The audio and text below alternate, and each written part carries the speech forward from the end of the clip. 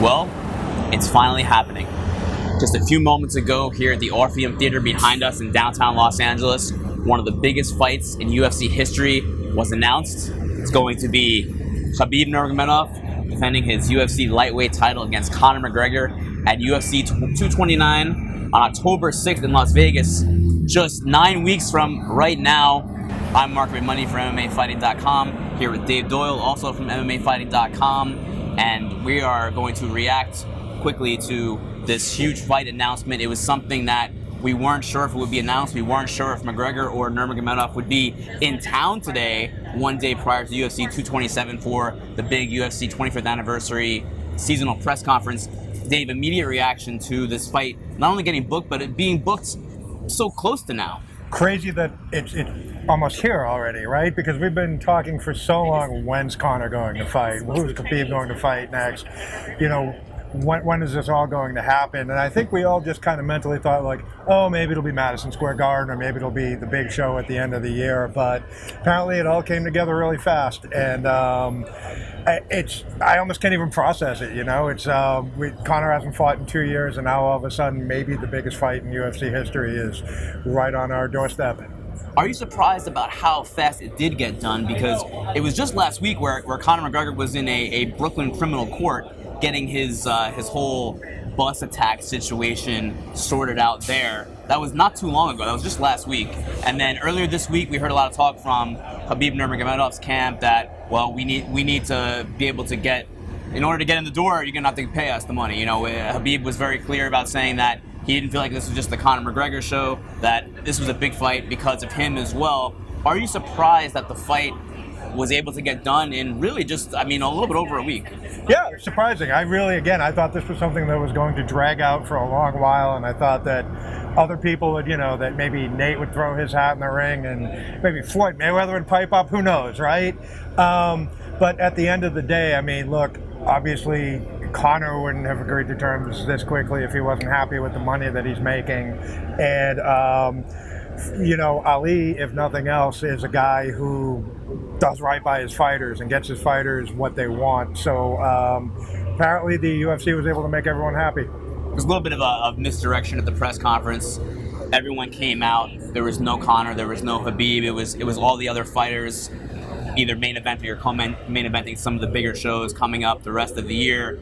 Conspicuous by the absence of those two guys. Dana White was asked, well, what about McGregor and Nurmagomedov? And he's like, well, it's not done yet. At the end of the press conference, the lights came down, they played a promo, and in fact, it is true. The fight is done. Audie Attar, Conor McGregor's manager, wrote that on Instagram that it's done. Nurmagomedov himself wrote on social media that it is done. So it is official. And my question for you, Dave, is it is October 9th. I'm sorry, it's October 6th. We're just 9 weeks away. Is that almost too soon? It's a huge fight. It'll be one of the biggest fights in UFC history, regardless of. It could be tomorrow night at Staples Center, a few blocks from here, and it would be massive. Sure. But sure. Did it need more air? Did it need like a world tour? Did it need more promotion, or is this a good date? I don't think so. I think, look, after we get through tomorrow night's event, there's really nothing too major on the schedule. There's UFC 228 in Dallas, but as long as the promoters are able to walk and chew gum at the same time, like, there's no reason why they shouldn't be able to do some type of press tour or something. I know they're going straight into the nitty-gritty of their fight camps now, but this is a big enough fight that it's going to sell on its own, and with just a little bit of elbow grease,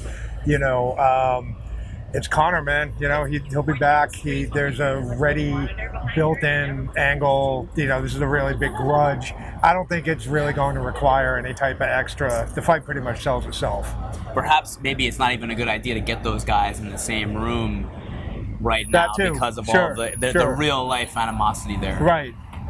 So, maybe that's another way to go about it. All you have to do is show that footage, and you can question the ethics of showing the footage of the van attack. But again, look, when Mike Tyson was out after he bit Evander Holyfield's ear, they rushed him into the ring after his suspension was up, and it was giant money because simply the return of the superstar is what sells itself. So, yeah, maybe you can make the argument that it could have gone a little bit longer, but again, I don't think they're going to have any problem selling this fight. Does it feel like, because we're looking at an event tomorrow night, UFC 227, that on paper, the top two fights are magnificent fights from a technique and skill perspective, but not those guys talking about Dillashaw versus Garbrandt, Johnson versus Cejudo, not the biggest draws, of course, for the UFC traditionally.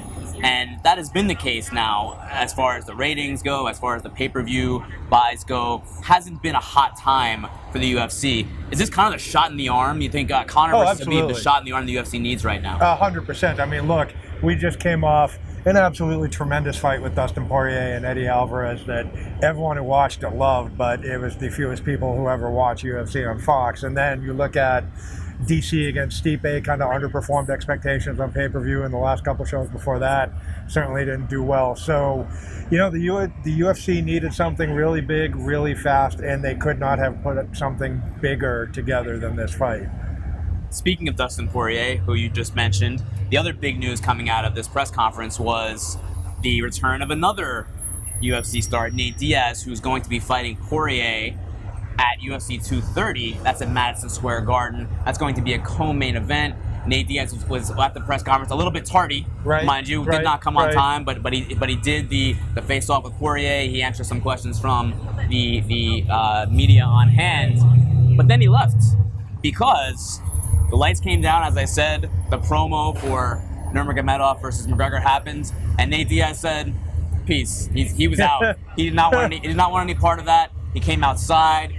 He was clearly upset. Then he tweeted, which I don't even know if I can repeat the tweet on our show, but it was something along the lines of "F the UFC. I don't want to be on this card anymore." We don't really know exactly why Nate was upset, but I think we can deduce that he didn't like being upstaged by that Conor Khabib promo. Is that safe to say? Absolutely. Look, being here in Los Angeles was Nate Diaz's big return, right? He's been gone for 2 years. Conor and Khabib aren't here. This was kind of supposed to be his moment, so I can see why he would be upset in that regard. And who knows, maybe there's a little bit of a bigger, you have to figure that Nate's getting pay-per-view points to be fighting Dustin Poirier. Maybe he gets a bigger paycheck if he's on the card with Conor. Maybe he is upset that, maybe he doesn't think that there's going to be a big main event at Madison Square Garden that's going to justify his time. But these are the Diaz's you never know. Tomorrow, an hour from now, he could tweet, "Oh, hey, I'm just kidding." Could be tweeting it right now. Could be tweeting that right now as we do this show. But it wouldn't be. I mean, if Nate had come in and showed up on time and all smiles, I would have been more suspicious of that than if Nate behaved the way he did today. Because that just wouldn't be a Diaz press conference if it was on. If everything ran great and smooth, it just wouldn't. Exactly. No one would buy it. It would be almost manufactured. Right. On that note about the MSG main event, it's interesting because Diaz versus Poirier is the co-main, and we got a lot of main events announced officially today. Right. But we did not get the MSG main event announced, and Dana White said that it wasn't done yet. And this one actually does not seem to be done yet, unlike the McGregor-Nurmagomedov fight. Where do they go for this MSG main event? So there's a short list of people who can do. When you're going to Madison Square Garden, you need to have something big. You can't just slap your 3 letters on the marquee and open the doors. Does Daniel Cormier have a light heavyweight title defense and push Brock Lesnar off until later? I don't know. Maybe, Anthony Smith, Volkan Ozdemir is coming up relatively soon. Maybe you can turn that one around. I'm kind of grasping at straws here. Maybe George St. Pierre returns for another fight.